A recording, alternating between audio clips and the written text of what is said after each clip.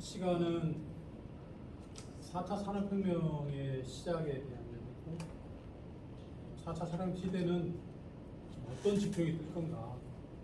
그래서 우리가 컴퓨터를 활용한다든가 수학이나 또는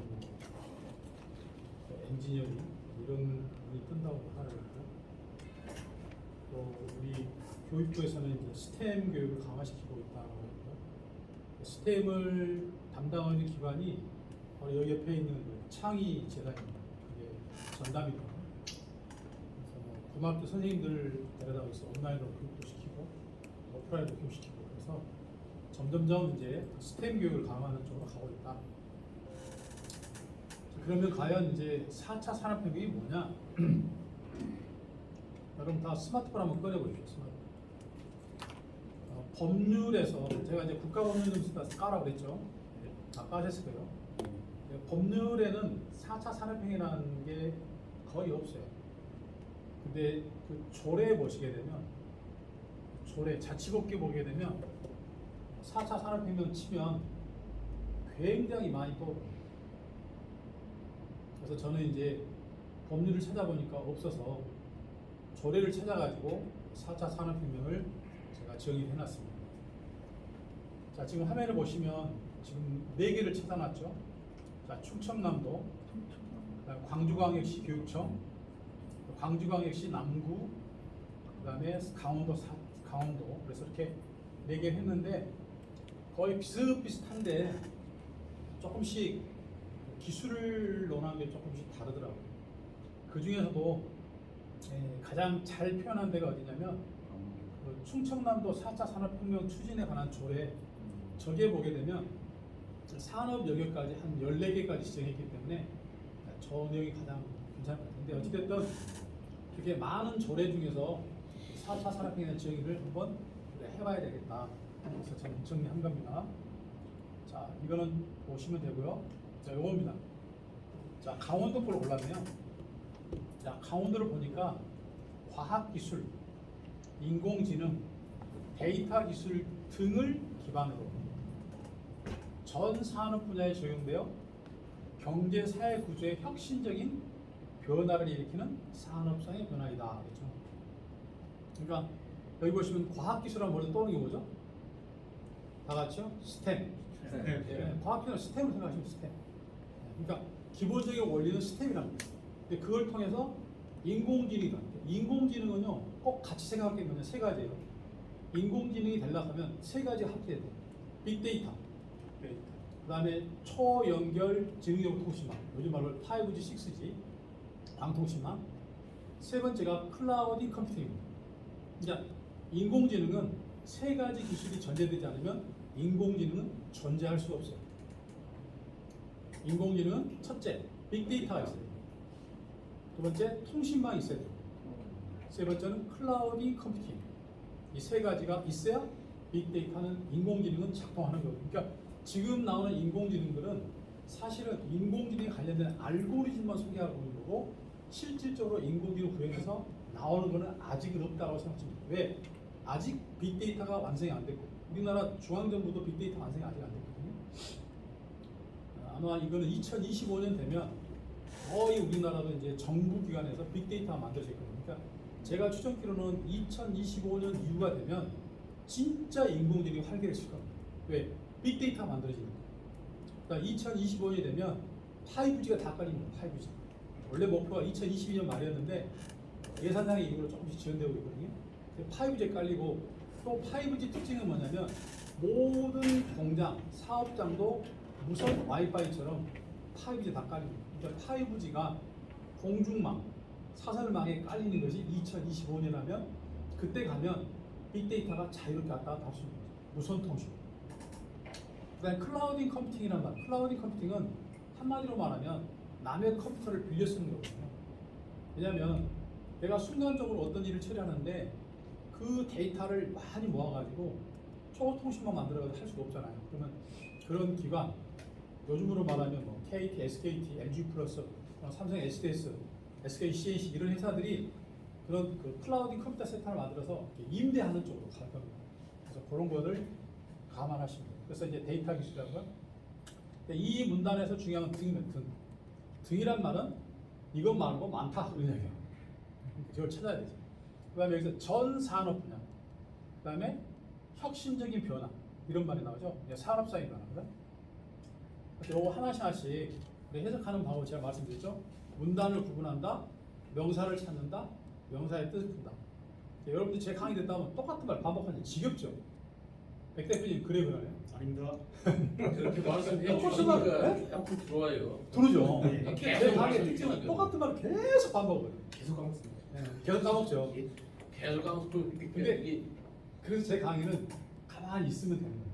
와만 있으면 돼요. 안 빠지면 돼요. 네, 그렇구나. 우리 이 대표님 아시네. 자, 그래서 문단을 구분하고 명사를 찾고 명사의 뜻을 풀어서 끝까지 풀어보면요, 그 의미를 우리가 알 수 있습니다. 자, 하나씩 풀어볼게요. 자, 우선 과학기술이라고 하는 말에 여기 첫 번째 문단 보면 등 제가 써놨어요. 많다는 뜻이다. 찾아보니까 조례를 다 찾아봤어요. 적용 대상 기반 산업이 정의되어 있는데 충청남도는 14개, 광주광역시 남부는 7개, 그다음에 어디죠? 여기 안동시는 7개. 그래서 요거 중복된 걸 다 합쳐봤어요 제가. 근데 ICT 융합기술, 그다음에 사물 인터넷, 클라우드 컴퓨팅, 빅데이터, 인공지능, 블록체인, AR, VR, MR, 디지털 T, 드론, 로봇, 3D 프린터, 스마트 공장, 자율자동차, 항공 우주 산업 다 있죠. 그러니까 우리가 이야기했던 그 4차 산업혁명에 관련된 기술이나 산업이 일단 조례에 다 나와 있는 거죠. 한번 따라합시다. 그렇구나. 그러니까 우리가 4차 산업혁명 모른다고 하지 말고 조례를 찾아봤더니 그렇게 다양하게 있다는 거죠. 근데 그것 중에서 우리와 관련된 것만 내가 학습하면 되겠죠. 그죠? 그래서 이렇게 14가지가 있더라. 이게 제가 이제 정리를 해본 겁니다. 그래서 14가지의 설명을 좀 해놨어요. 요건 이제 제가 한 게 아니고 조례에 있는 그대로 했어요. 저는 이제 책을 쓰거나 뭐 할 때 항상 이 법규에 있는 용어들이 그대로 씁니다.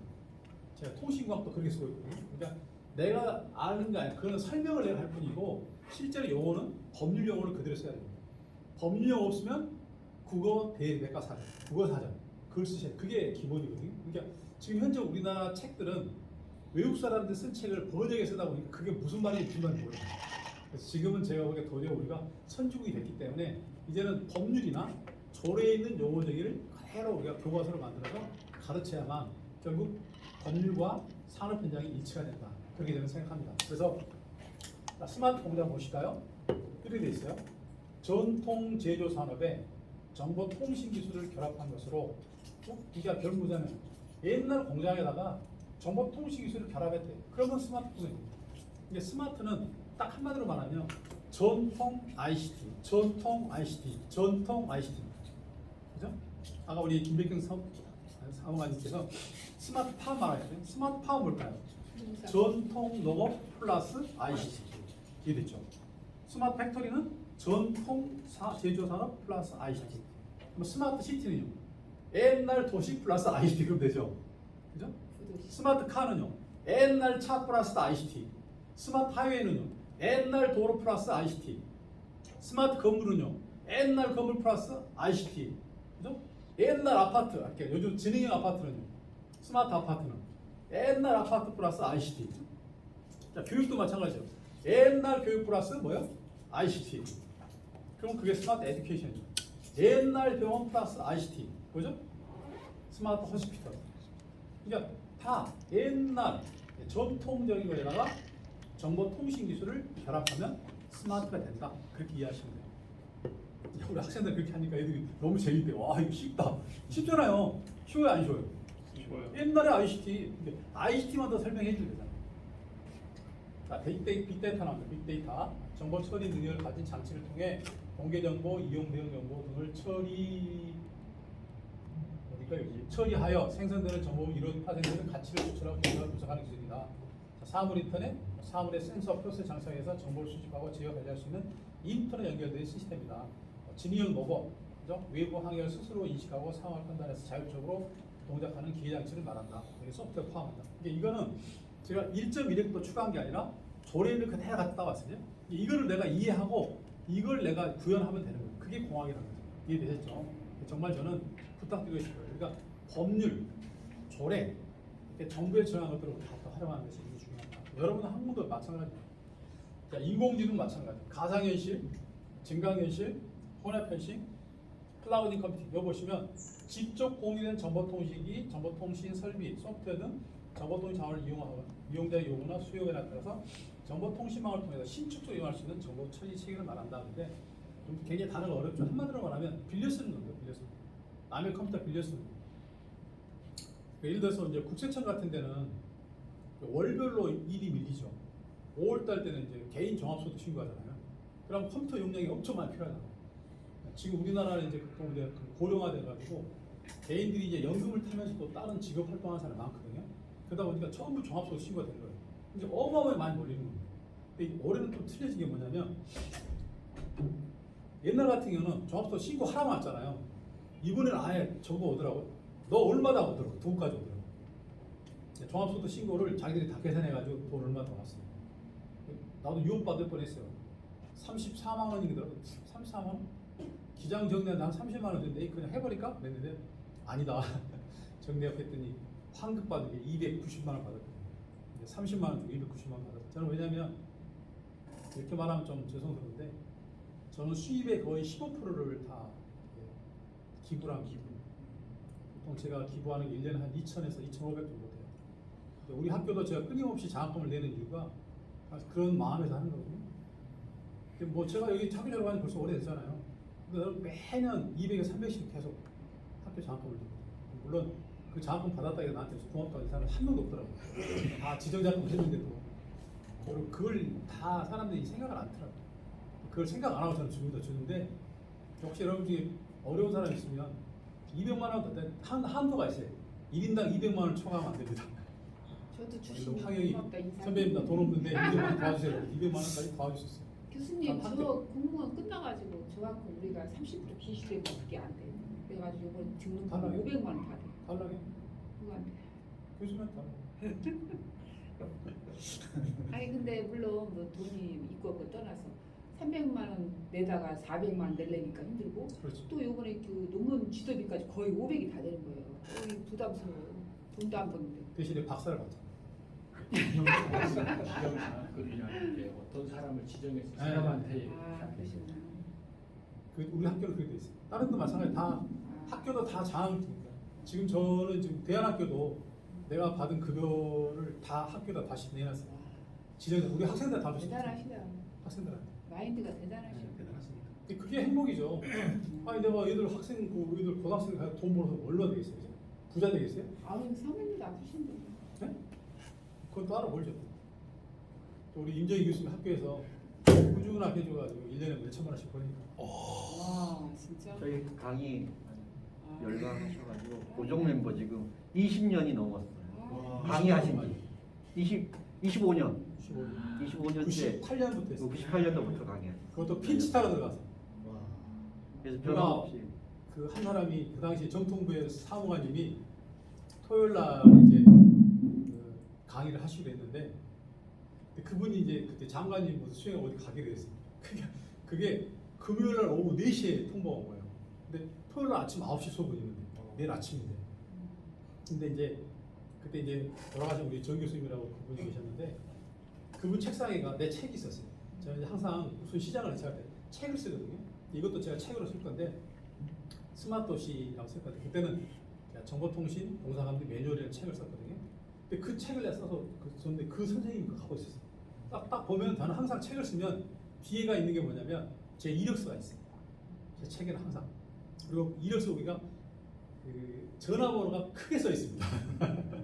저는 마케팅용으로 쓰기 때문에 책을. 그래서 전화가 왔어요. 최창선 교수님, 소장님, 내일 아침 9시에 그 무슨 강의가 있는데 가능하냐고. 그때 내가 IF 때니까 회사 일이 없어가지고 회사 공부하고 있었는데 가능하다고.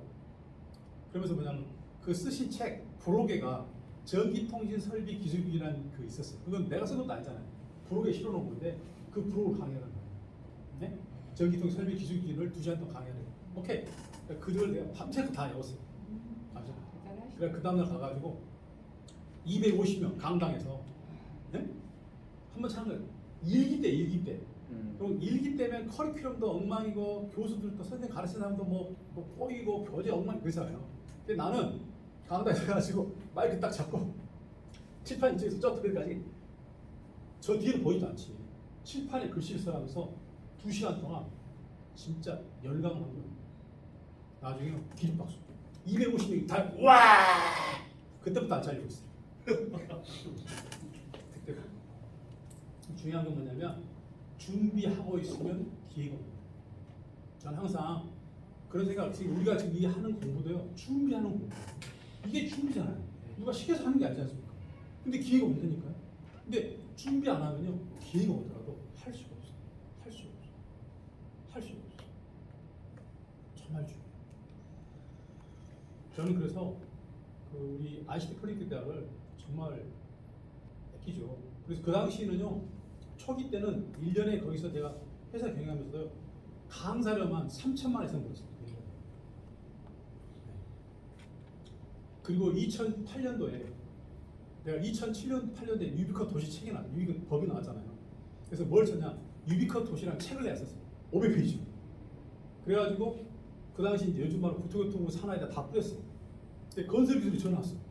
교수님, 아니 내년부터 유비컷 도시 강의를 해야 되는데, 아, 야, 당신은 통신인데 우리 건설 엔지니어한테 유비컷 도시 강의할 수 있니? 아, 할 수 있다고. 그럼 내가 4시간 동안 현대산업개발 부장들 모아놓을 테니까 가서 강의를 한번 하고 강의 평가가 좋으면 시켜주겠대. 500페이지 내가 썼잖아요. 다다내려 같이 가가지고 4시간 동안 논스톱 딱 때렸어. 우와 재밌다. 예? 전라도 말씀 아나 징합서 하면서 그래가지고 2008년도부터 건설기술 강의를 받았어요. 여러분 건설기술 강의는요 함부로 가는 게 아니에요. 그러니까 중요한 건 뭐냐, 준비됐을 때 그런 기회가 오는 거예요. 그리고 건설기술로는 한 800명 되는 강사들. 그리고 매년 랭킹을 뽑아요. 그래서 랭킹 30등 안에 들어가면 시간이 훨씬 많습니다. 제가 30등 안에 거의 10년 동안 들어갔어요. 29등, 30등 그랬어요. 근데 30등 안에 넘어간 데 있는데 하여튼 30등이 다 타는 거예요. 그러니까 정보통신하는 사람이 가서 토목, 건축, 기계 이런 사람 강의한 거예요. 기가 막힌 얘기죠. 근데 제 경험을 보게 되면 준비하는 사람의 기회가 온다. 이것도 그런 과정이라고 보시면 됩니다. 그리고 준비하고 우리가 전력 투기했을 때 어떻게 되냐면 지혜가 생겨요. 지혜가 어디 나오냐면요, 학습을 통한 지혜가 진짜 지혜입니다. 학습을 통하자면 장깨예요, 장깨. 학습을 통해서 내 머릿속에서 데이터가 많이 쌓였을 때 새로운 아이디어가 뛰어나오는 거거든요. 그런 것들 좀 이제 그렇게 하는데, 제가 이제 오전 시간 마지막 시간에 최근에 아주 경험했던 기가 막힌 이야기를 제가 녹음을 해놨습니다. 녹음을 해서 그 녹음을 한번 들려줄게요. 내가 얼마나 고통 중에 살았는 걸 보여주는 한마디로 그 이야기인데 좀 이따 들려드리겠습니다. 자, 어찌됐든 기대가 되죠? 네. 이해가 안 돼? 됩니다. 자, 그러니까 우리가 지금 공부할 건 핵심이 뭐냐면, 용어는 어떤 용어를 하라고요? 법률 용어. 법률 용어. 없으면 국어 사전. 가능하면 내가 생각하는 단어 쓰지 마세요. 그래서 어디다 밝힐 때도 조례 어디 있고 무슨 조례 이렇게 나왔잖아요. 이렇게 나온 식으로 표현해가지고 내 이야기를 하지 마. 근데 해설은 내 마음대로 할 수 있잖아요. 써인 건 내 마음대로 하면 안 된다. 이해됐죠? 그래서 지금 현재 우리나라 교육이 조금 외람된 게 뭐냐면, 쓴 것도 지가 안 쓰고 설명도 지가 안 하고 그냥 외워서만 해. 그러니까 그게 현장에서 전혀 목표 들어가지 않아요. 그런 것들 우리가 넘어가기 위해서는 이런 과정이 필요하다고 생각합니다. 자, 그래서 뭐 블록체인도 나오네요. 이게 블록체인은 분산형 네트워크입니다. 다시 말하면요, 클라우드 컴퓨팅하면 한 번에 다 모아놓잖아요. 그러면 그게 만약 클라우드 컴퓨팅 센터 이게 잘못돼 버리면 완전히 난리 나잖아요. 그래서 그거를 분산 처리시키는 거예요. 그게 블록체인이거든요. 블록이란 말은 뭐죠? 어떤 특정 단위를 말하고 체인이란 말을 연결시키는 거죠. 그러니까 집중된 걸 흐트러가지고 연결시켜 놨다.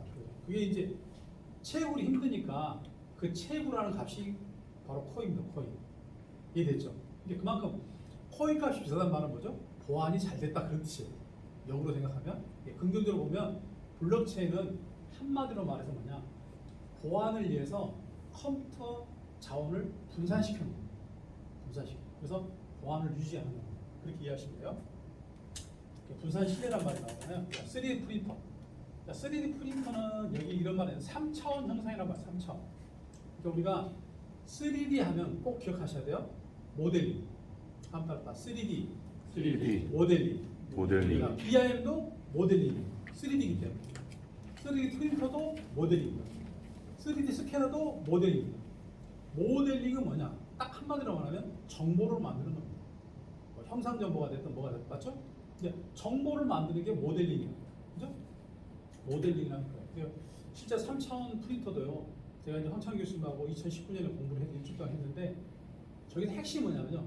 3차원 프린터는 모델링.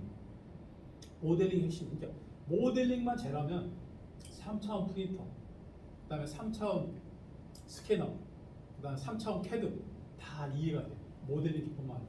두 번째 3D 프린터의 핵심이 뭐냐면 적층 제조입니다. 적층 제조. 한번 따라합시다. 적층 제조. 지금제죠. 쌓아가면서 제조가 되는 거예요. 쌓아가면서 계속. 근데 지금 현재 우리 제조는 뭐죠? 조립이죠, 조립. 그죠? 부품들 이렇게 조립하잖아요. 그게 제조를 하잖아요. 근데 여기 3D 프린터는 적층 제조. 계속 돌아가면서 쌓인. 이게 전가되면 뭐가 되냐면 모듈화 제작이 가능. 모듈화라는 말 들으셨죠? 모듈이라는 말은 특정 기능을 발휘하기 위해서 여러 설비가 모여 있는 걸 모듈이라고 하거든요. 그 모듈에 예를 들어 옛날에 볼트 넛 와샤를 적층 제조하게 되면 세 가지가 하나가 돼버려요. 제품이 나와버려요. 그렇죠? 그게 적층 제조. 그래서 앞으로 건설 산업 현장은요 3D 프린터가 많이 활용될 겁니다. 이제 3D 프린터를 많이 활용하려면 뭐가 필요해요? 3D 모델링. 3D 모델링 기본 어디 나온다고요? BIM. 한번 따라하시죠. 아 그렇구나. 근데 여러분이 오후에 BIM 설명 들어보시면 그게 연결되어 있는 거예요. 그죠? 그래서 교수님하고 상의하기를 그러면 지난주에 이제 우리 소장님도 같이 강의를 해야 되는데 제가 토요일 한다니까 소장님이 오후에 한다니까. 근데 오늘 같은 이 컨비네이션이 되게 중요하거든요. 한번 따라하시죠. 오늘 참 잘했다. 오늘 참 참 잘했다. 좋으신 거예요, 여러분들. 왜냐하면 오프라인이고 온라인이고 훨씬 낫잖아요. 네. 왜냐하면 제 표정을 보면서 강의 들으시니까 리얼하잖아요. 네. 한번 따라하시죠. 오길 잘했다. 오길 잘했다. 오길 잘하신 거예요. 자, 그 다음에 드론이죠. 드론도 이제 무인 항공체죠. 무인 항공 쉽게 말하면. 그래서 이것도 굉장히 의용수들이 많아요. 특히 드론도 특히 고등학생들이 드론을 잘 다룬대요. 예, 게임을 많이 해가지고. 그래서 어떤 그 특정 집단에서는요, 고등학생들만 별도로 이 특화를 만들어가지고 그 집단은 드론 쪽으로만 집중해서 가르치게 돼요. 특화 활동. 굉장히 중요한 거죠. 이게 촬영 같은 거 할 때 옛날에는 예를 들어서 우리가 그 영상 촬영한다 그러면 비행기도 촬영했거든요. 그럼 어마어마하게 그 비싸거든요. 항치기라 해가지고. 근데 그거 없이 이제 드론을 띄워버리니까 그런 이 회사 다 망한 거죠. 네. 옛날 무슨 항공 촬영 전문 회사도 있었거든요. 그 다음에 이제 자율주행 자동차. 요거는 이제 운전자 없이 하는 거죠. 자율주행 자동차는 가장 핵심이 중요한 게 뭐냐면 통신망, 통신. 도로변의 통신망이 완벽해야 됩니다. 왜냐하면 저지해야 되고 시간이 지연이 안 돼야 되잖아요. 즉각적 돼야 되니까. 지금 이제 자율주행 자동차가 지금 판교 쪽에 서비스하고 있는데 거기는 KT가 파비지망을 깔아놨거든요. 그거 아마 이용하는데 그 구간에 중요한 건 통신망이 중요하다. 물론 차량 자체도 중요하지만 그래서 여러분들이 황찬희 교수님 강의 들어보면 그 드론 머스크 이야기 하잖아요. 머스크 이야기 할 때 꼭 하는 이야기 뭐죠? 자동차가 플랫폼이고 단말 장치고 정보 수집 장치다 그런 말씀 하잖아요. 근데 그 정보 수집할 때 통신망은 뭐죠? 5G가 아니라 저궤도 이성망. 저궤도 이성망. 그래서 저궤도 이성망인데 그걸 이미 깔아놨잖아요. 머스크가. 그리고 우크라이나 전쟁에도 머스크가 그걸 빌려줬잖아요. 그죠? 그 우크라이나 대통령이 가끔 나와서 막 이렇게 영상 나오잖아요. 그게 다 그 우주를 이용해서 저궤도 이성을 이용해서 머스크가 도와주는 거예요. 그러니까 이게 사실 한 기업인이 한 국가의 운명을 살리고 있는 거죠. 만약에 그 대통령이 온라인 안 나왔으면 다 불안할 거 아닙니까? 근데 계속 온라인 나오니까 숨어다니고 나오니까 국민들 볼 때도 부담스럽잖아요. 이렇게 통신망이라고 하는 것이 굉장히 중요하다 그런 얘기죠.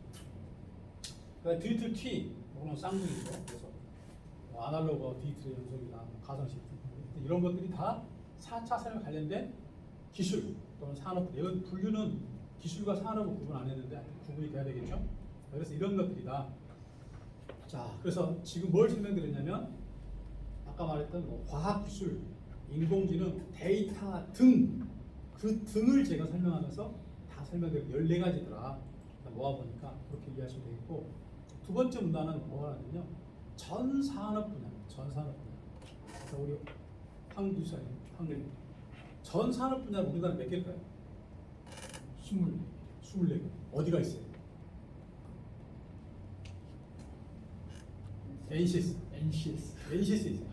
이게 NCS는 이게 정식 용어로 국가 직무 능력 표준입니다. 나라가 직업을 정할 때 정해진 표준입니다. 이거는 내가 한 게 아니니까 지금 황 교사님 말씀하신 대로 전 산업은 우리나라의 경우는 24개다. 24개. 자 그러면 우리 김 소장님은 24개 산업에서 몇 번 산업에 종사하십니까? 14번. 박수. 와. 임정희 교수는 몇 번 산업에 종사하십니까? 12번. 에? 아닌가? 19번? 뭔 19번이야? 아 원래 저기 된다라고? 20번. 20번. 정보통신은 20번. 20번. 그죠? 그 다음에 우리 김정균 이사님 노조가 어디 있어 노조? 없습니다. 별종인데. 25번에 25번에 여기 있을 것 같은데 있을 것 같아요. 사업관리 1번 아닌가요? 이게 산업이 아니기 때문에 사업관리 아 근데 어디가 있어요? 비슷한 거 있어. 비영리법인이니까 산업에는 없이더라고요. 하여튼 있어요 어디가.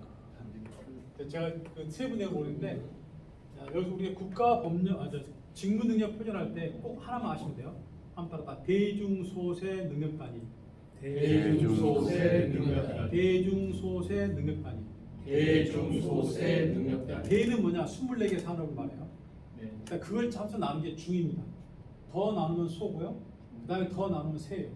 능력 단위가 뭐냐면 한 사람이 하는 직무를 한 사람이 하는 직무를 어떤 특정한 사람이 한 사람이 할 수 있는 직무 단위를 능력 단위라고 합니다. 이게 보통 그 세 분류에는 능력 단위가 기본으로 10가지가 있어요. 세 분류는 다른 말로 뭐냐면 조직이에요. 과라고 생각합니다. 과. 중분류는요. 소분류는 중분류는요. 본부. 그죠? 이해 되죠? 그렇게 이해하시면 돼요. 그러니까 대분류는 산업, 중분류는 어떤 회사 또는 본부, 그 다음에 소분류는 부자. 그 다음에 세분류는 과학, 그리고 각 개인은 능력단위. 이렇게 이해하시면 돼요. 컨셉을. 그렇게 보면 편하게 볼 수 있어요. 이거는 여러분들이 시간을 내서 찾아보셔야 돼요. 왜냐하면 이미 매뉴얼이 엄청나게 많이 만들었어요. 아 저희가 이거 그 커피에 들어가는 사람이 있어요. 그래서 저희들 자기 그 능력 단위 다 제가 입력하는데 그 네. 다 이렇게 있어요. 네. 능력 이게 제가 결제 해주고 집은 예. NCS 이게 NCS 굉장히 네. 이게 정답은 아닌데 이걸 활용하면 그만큼 내 업무가 뭐다는 걸 알 수가 있는 거죠. 나중에 이제 시간이 되면 제가 그 품질 경영할 때그 직무 기술 만들 때 여기 필요합니다. 직무 기술. 업무 분장표 만들 때. 예를 들어서 내가 아까 능력 단위 몇 개를 한단 말이에요. 예를 들어서 5개 하면 그게 내 업무 분장이에요. 근데 그거에 대해 직무 기술서가 있어요. 그거에 따라 학습 모듈이 있어요. 그 학습 모듈이 뭐냐? 업무 매뉴얼이야. 그게 업무 매뉴얼 내가 만들 필요 없는 거예요. 그러니까 예를 들어서 여러분들 혹시 이제 회사를 경영하시다 할 때 우리 직원들한테 업무 매뉴얼을 만들려면 NCS를 활용하시면 돼요. 굉장히 유용합니다. 그러니까 이제 국제 표준도 공부해 보면 이런 체계를 알면요 진짜 재밌습니다. 저는 잠이 안 와요. 어제도 뭐 이거 국제 표준 만들어 가지고 소팅하니까 8단계 딱 나왔더라고요. 국제 표준만 답이 아닌 거예요. 표준 나오면 법이 나와요. 법이 나오면 정책이 나와요. 정책이 나오면 뭐 하냐? 회사에 할 수 있는 매뉴얼이 많아요. 매뉴얼 나오냐? 부서에서는 절차서가 나와요. 개인은 뭐냐? 직무일서가 나와. 현장 가서 일할 때 뭐냐? 계획서가 나와. 그거 뭐냐? 프로세스가 나와. 그리고 일정 관리하는 거야. 그걸 알아야 되는 거예요. 그 체계가. 어제 내가 공부했어요. 도티에서. 저는요 정말 근데 그것도 9천 일할 때하고 14,000 일할 때 45,000원 또 달라. 네. 45,000원 산업안전보건법 알아야 돼. 산업안전보건 모르면 안 되는 거죠. 그러니까 중대재해처벌 모르면 안 됩니다. 14,000일은 환경이잖아요. 그건 환경영향평가, 다음 대기환경, 물환경, 뭐 시환경, 음환경 이게 다 알아야 되는 거예요. 우리 옛날 공부했던 거. 그걸 알아야 그 표준을 하는 거예요. 나는 시간 되면 가을 학기 때 혹시 되면 산업계 컨설팅 그 우성주 박사님이 한 그 표준 플러스 실제 현업에서 오는 표준을 제가 강의하려고 준비를 해놨습니다. 한번 따라서 기대가 된다. 기대가 된다. 난 주려고 다 준비했는데 안 나타나. 근데 그건 아무 관계 없고 여기 한 사람만 있으면 돼요. 저는 강의를 많이 했던 사람이고 이런 생각을 했어요. 옛날에는 250명 강의 다 나한테 막 집중해야 되는 거예요. 오늘 제가 생각했어요. 집중하면 안 돼요.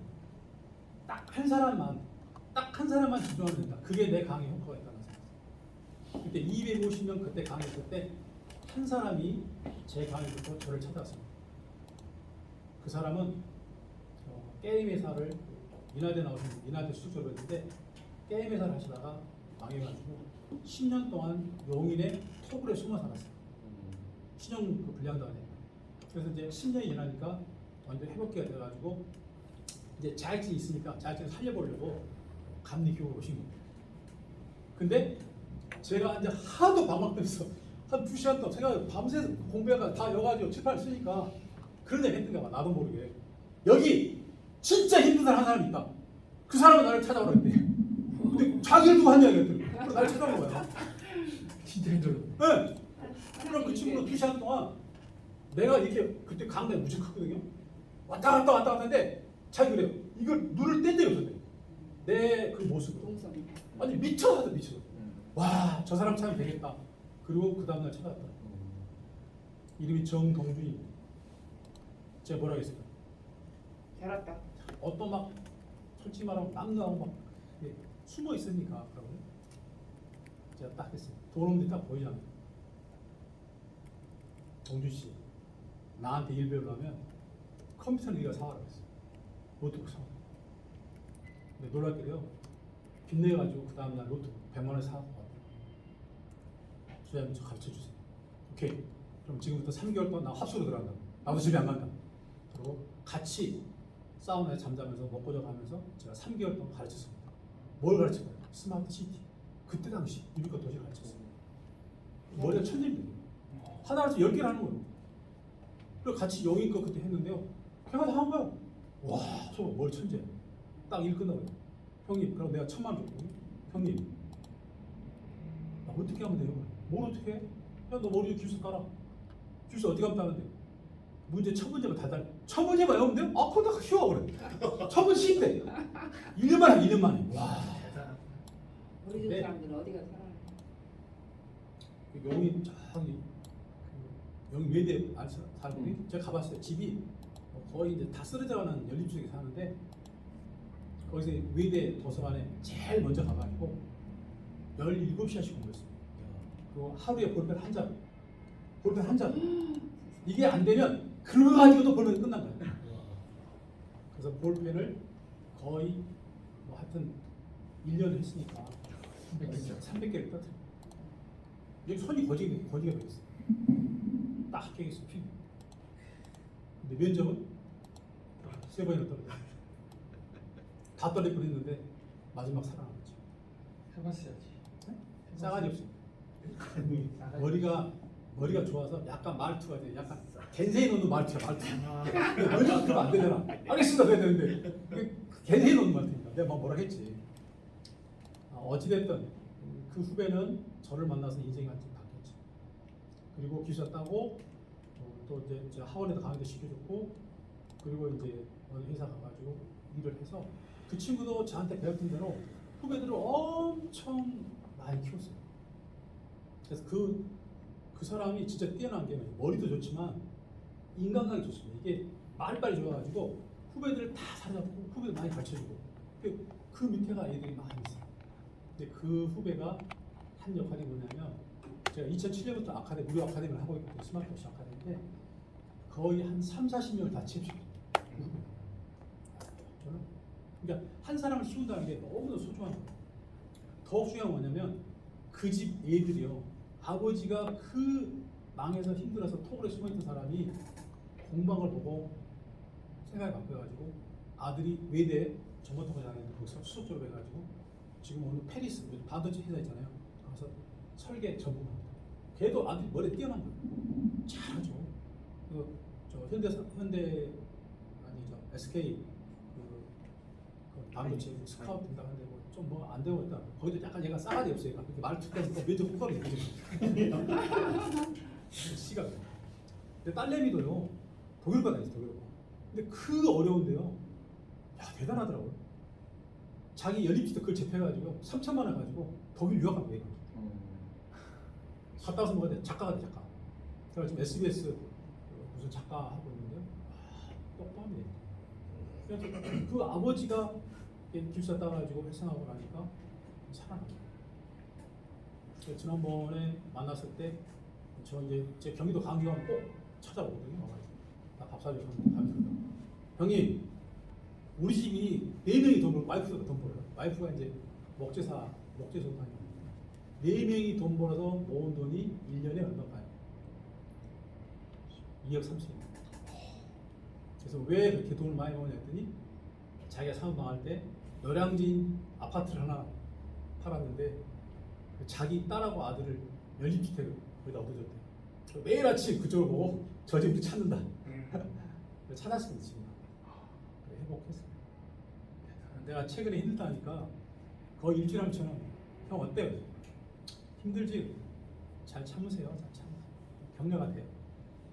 그렇게 어려움을 살아봤기 때문에 그렇게 하는 것 같아서 저는 그런 후배들 하나 키운 게 사실 제가 굉장히 행복한 그런 것 같아요. 이게 그 후배는 제 강의를 통해서 나를 찾아와가지고 완전 이제 확 바뀌어버린 거 아니에요. 그죠? 완전 집안이 다 바뀌어버려. 그런 데서 또 후배들이 2, 3명이 취해지게 되고 그런 것들이 사실 이게 중요한 것 같아요. 아직까지 우리 학교에서 그런 기적이 안 일어나죠. 근데 바깥에서는 그런 기적이 일어납니다. 자 어찌됐든 24개 산업이 우리나라 전 산업이다. 그렇게 이해하시면 되겠고 기본 핵심은 대, 중, 소, 세 능력 단위입니다. 능력 단위는 한 사람이 하는 업무를 능력 단위로 한다. 그렇게 이해하시면 도움이 될 겁니다. 세 번째가 중요한데요. 그러니까 혁신적인 변화입니다. 혁신적인 변화. 그러니까 혁신적인 변화는 이 단어가 굉장히 중요한데 요게 2016년도에 제가 가산 디텐트 여울 지나갔는데 SK텔레콤에서 이 광고를 했더라고요. 지금은 없어요 이게. 딱 찍었죠. 근데 이 제가 사진을 보면 느낀 게 이게 5G라는 게 뭐냐. 자, 이거 잘 보시면요. 5G란 말이 나와요. 5G. 어디 나오죠? 제일 밑에. 근데 퀀텀이라는 거예요. 퀀텀이라는 말이 양자라는 뜻이잖아요. 근데 갑작스러운 급작한 변화 그런 뜻이거든요. 양자라는 말이. 저 보시면 저게 영어가 뭐죠? Everything is alive잖아요. 그러니까 저 단어 보면 퀀텀, 5G, 그다음에 Everything is alive 이 세 단어가 들어오더라고요. 이 세 단어를 연결하면 뭐죠? 5G가 알리게 됩니다. 2016년이니까 2019년에 5G가 시작됐잖아요. 2019년 4월 1일이거든요. 이제 5G에 다다르면 지금은 5G는 아닌데 LTE 시대인데 앞으로 5G에 다 다르다. 다 다르다는 말이죠. 두 가지가 있어요. 다가 왔다. 하나는 뭐죠? 다 다르다. 두 가지 의미예요. 색깔을 칠했잖아요. 내가 해석한 거예요. 이게 5G 되면 다 다르다. 가까이 왔다. 하나는 가까이 왔는데 다 다르다. 어떤 현상이 나타나냐? 퀀텀이야, 퀀텀 현상이 나타나. 그 퀀텀 현상이 뭐냐? Everything is alive. 이걸 우리가 번역한 거죠. 모든 것이 살아서 존재한다. 이게 바로 뭐죠? 우리가 말하는 사물 인터넷이죠. 이해되십니까? 그러니까 우리가 제가 2025년에 우리나라가 완전히 인공지능 시대 될 거다 예측한 것도 통신망이 5G로 깔려야 된다. 그런 뜻입니다. 기가 막힌 이야기죠? 이 사진이 없어요 지금은. 여러분들은 저를 만나면 이런 이야기 듣는 거죠? 한번 따라서 와 재밌다. 와 재밌다. 괜찮아요. 자 그래서 퀀텀이란 말이 하나 뭐냐 이겁니다. 확 바뀐 겁니다. 확 바뀐. 낭떠러지 뚝 떨어진 게 퀀텀이에요. 여기 보시면 화살표를 보죠? 그래 보면 탁탁 뛰잖아요. 기관은 그냥 관심 마시고. 그래서 퀀텀이란 말은 세 가지 의미가 있다. 로바투스, 퀀텀, 리인벤팅. 여기 아까 말하죠? 재창조. 여기 재창조예요. 로바투스 이야기 많이 드셨죠? 네. 제가 지난 시대는 뭐죠? 유비쿼터스, 커맨, 스마트라 했고 지금은 노바투스라 했죠. 노바투스